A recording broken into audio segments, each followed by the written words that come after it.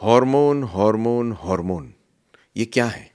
ये chemical messengers हैं जो हमारे ब्रेन में या किसी पोर्शन में बनते हैं और ये केमिकल्स जाके दूसरी जगह काम करते हैं और सिग्नल देते हैं कि काम करो। ये केमिकल्स क्यों इंपॉर्टेंट हैं? क्योंकि ये हार्मोन्स ही बॉडी में किसी भी चीज़ को फायर करते हैं। इसलिए मेल के अंदर रिप्रोडक्शन के लिए, सेक्स के लिए ये जितने हार्मोन्स हैं इनकी बड़ी वैल्यू है। तो आज आपको मेल के हार्मोन्स के बारे में बताऊंगा, क्योंकि कभी कभी इनकी टेस्टिंग की ज़रूरत पड़ती है। तो मैं क्या क्या चीज़ बताऊंगा? मैं आपको बताऊंगा मेल के हार्मोन्स के बारे में। मैं बताऊंगा कौन कौन से हार्मोन्स क्या क्या करते हैं। नंबर 3 मैं बताऊंगा आपको कैसे मालूम चलेगा कि आपके हार्मोन कम है। और नंबर 4, डॉक्टर से संपर्क कब करना है हार्मोन्स के पॉइंट ऑफ व्यू से, और कब कब टेस्टिंग होगी। और नंबर 5 ऑफ कोर्स दूंगा आपको कमाल का बोनस टिप। मैं doctor Sunil Jindal, reproductive medicine specialist. सबसे ज़्यादा आनंद प्राप्त होता है आपको बेबी देने में। लाइक शेयर सब्सक्राइब कर दीजिए और कमेंट में कोई और वीडियो जो आप चाहें मेरे से, उसको ज़रूर डाल दीजिए। तो आदमी के अंदर 3 मेन हार्मोन होते हैं। 3 मेन हार्मोन का नाम है FSH, LH और टेस्टोस्टेरॉन। FSH का फुल फॉर्म होता है फॉलिकल स्टिमुलेटिंग हार्मोन, LH का फुल फॉर्म होता है लुटेनाइजिंग हार्मोन, और टेस्टोस्टेरॉन तो टेस्टोस्टेरॉन है ही। ये 3 हार्मोन मेन आदमी में सेक्स के लिए और बच्चा पैदा करने के लिए ज़रूरी है। तो आपको तीनों हार्मोन के बारे में बताता हूं। तो पहला हार्मोन है FSH।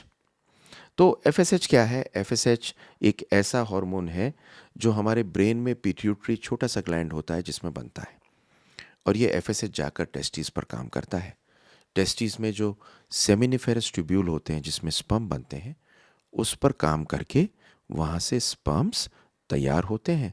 इसके अतिरिक्त इसकी एक ख़ास बात और भी है, ये सर्टोली सेल पे भी काम करता है उनके मैचुरेशन के लिए, और मतलब जो कच्चे होते हैं उन्हें मैच्योर करता है। और सर्टोली सेल वो जगह है जहाँ पर टेस्टोस्टेरॉन बनता है।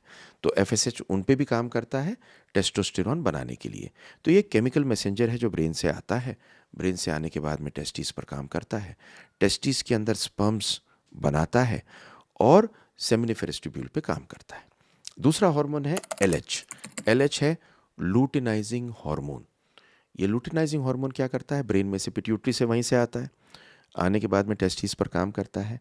और कुछ सेल होते हैं जिन्हें बोलते हैं लेडिग सेल्स। लेडिग सेल वो होते हैं जो टेस्टोस्टेरॉन बनाता है, और उनको केमिकल मैसेंजर देता है कि चलो बच्चों टेस्टोस्टेरॉन बनाओ, और वो लेडिग सेल टेस्टोस्टेरॉन बनाते हैं।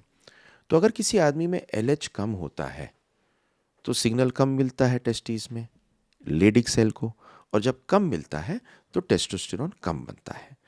तीसरा हार्मोन ऑफ कोर्स टेस्टोस्टेरॉन है। ये टेस्टोस्टेरॉन किंग ऑफ हार्मोन बोलता हूँ क्योंकि कमाल की चीज़ है। ये टेस्टिस के अंदर बनता है, और टेस्टिस के अंदर बनने के बाद में ये पूरे बॉडी में ब्लड के माध्यम से जाता है, जिससे आदमी आदमी होता है। टेस्टोस्टेरॉन मेरी बहुत सारी वीडियोज़ हैं, देखिएगा क्या क्या करती है। पर मेनली ये सेक्सुअल डिज़ायर, स्पर्म की मैचुरेशन, बोन हेल्थ, मूड, और आपके सारे के सारे बॉडी को सेक्स के अलावा कंट्रोल करती है। इसे बोलते हैं टेस्टोस्टेरॉन।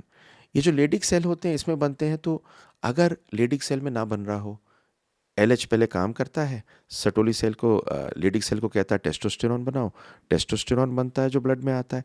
पर अगर इनमें से कहीं भी इस साइकिल में दिक्कत होगी तो टेस्टोस्टेरॉन कम होगा, और कम टेस्टोस्टेरॉन में स्पर्म नहीं बनते और सेक्स की इच्छा डाउन हो जाती है। तो कभी कभी आपने देखा होगा आपके परिवारों में एक बुढ़े से बाबा जी होते हैं जो चिड़चिड़े से होते हैं, वज़न उनका बड़ा होता है, पेट निकला होता है, हड्डियों में कमज़ोरी होती है, कहते सोते रहते हैं, कभी कभी सोते भी नहीं रात को, और कहते हैं कि ज़िंदगी बेकार है। आप सोचते हैं डिप्रेशन में है? नहीं, इनका टेस्टोस्टेरोन कई बार कम होता है। डिप्रेशन तो हो ही सकता है, पर टेस्टोस्टेरोन कई बार कम होता है। और ये एक ऐसी पिक्चर है टेस्टोस्टेरोन की जिसके कारण आप ये समझ लीजिए कि टेस्टोस्टेरोन बहुत ही इंपॉर्टेंट है। तो 3 मेन तो बताए मैंने। इसके अलावा आपको कुछ हार्मोन बताता हूँ। एक होता है ईस्ट्रोजन। आप ये जान के ताज्जुब करेंगे कि औरत का हार्मोन भी आदमी में बनता है और टेस्टिस में बनता है। और ये हार्मोन एक ऐसा हार्मोन होता है जिसकी वजह से बहुत सारी चीज़ें संतुलन में रहती हैं। लेकिन अगर ईस्ट्रोजन ज़्यादा हो जाए तो दो चीज़ें होती हैं। एक तो सेक्स करने की इच्छा कम हो जाती है, औरत का हार्मोन आदमी में आ जाए तो। और नंबर दो, स्पर्म के ऊपर टेस्टोस्टेरोन कम होके स्पर्म बनने की प्रक्रिया डाउन हो जाती है। तो आपने देखा होगा कुछ लोग होते हैं जिनमें सेक्स की इच्छा कम करती है और छाती के ऊपर फैट आ जाता है, मेल ब्रेस्ट जिसे बोलते हैं कभी कभी। इन लोगों में ईस्ट्रोजन होने का चांस ज़्यादा होता है। और एक और बात, अगर आपका मोटापा ज़्यादा है तो फैट के टिश्यू टेस्टोस्टेरोन से ईस्ट्रोजन बना देते हैं। तो जिन लोगों में मोटापा ज़्यादा होता है उनकी सेक्स की ड्राइव कम होती है, टेस्टोस्टेरोन कम होता है, ईस्ट्रोजन ज़्यादा होता है और स्पर्म की क्वालिटी डाउन होती है। तो पांचवा हार्मोन है प्रोलैक्टिन। प्रोलैक्टिन एक हार्मोन होता है जो औरतों में होता है, जिसकी वजह से दूध बनता है, पर यह आदमियों में भी होता है। और एक ग्लैंड वही वाला पिट्यूटरी ग्लैंड इसको बनाता है।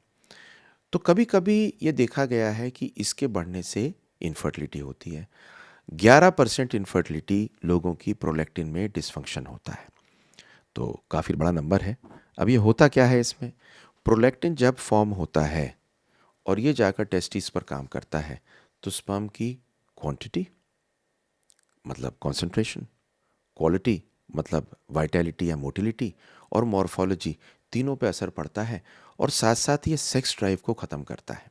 आपको एक छोटी सी चीज़ बताता हूँ कि जब एक बार इंटरकोर्स होने के बाद में आदमी इमीडिएटली इंटरकोर्स नहीं कर पाता, उसका कारण ये होता है कि एकदम से प्रोलैक्टिन बढ़ता है और प्रोलैक्टिन आपके इंटरकोर्स को दोबारा तैयारी के लिए रोकता है।